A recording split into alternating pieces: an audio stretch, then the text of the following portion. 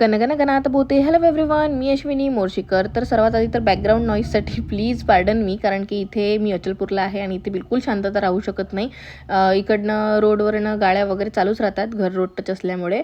आणि आपल्या विजनमध्ये तर मस्तपैकी शांतता राहते बॅचेस वगैरे चालू असले की. तर काल आम्ही तुळशीचे लग्न लावले आणि संध्याकाळी माहेरी जायचं होतं, म्हणून पटकन आम्ही श्री स्वामी समर्थांच्या केंद्रामध्ये व्हिजिट दिली. कारण की आत्यांनी तर बघितलं होतं, मी पण बघितलं, पण माझ्या आईची खूप इच्छा होती आता केंद्र बघायची आणि तिला विडासुद्धा ठेवायचा होता.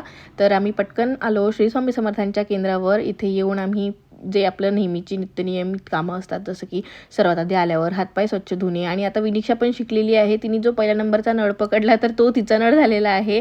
आणि त्याच्यानंतर इथे आलो तर आरती पण सापडली आणि विनिशाला बघू शकता तुम्ही, सर्वात आधी समोर जाऊन उभी राहिली एकटी. आम्ही सगळे मागे होतो. तिला असं म्हणजे सांगावं लागतच नाही, तिला देवाचं म्हटलं की ती स्वतः एकटी जाते. आम्ही तिथे जवळपास 40 ते 45 मिनटं होतो. तेवढं सगळं ती एकटी समोर उभी होती.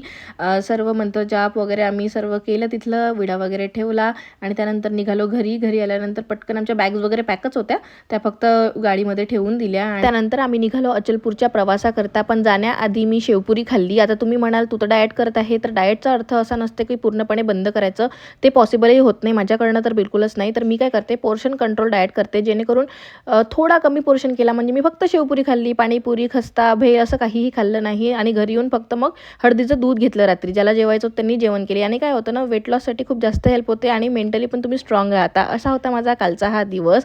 खूप छान.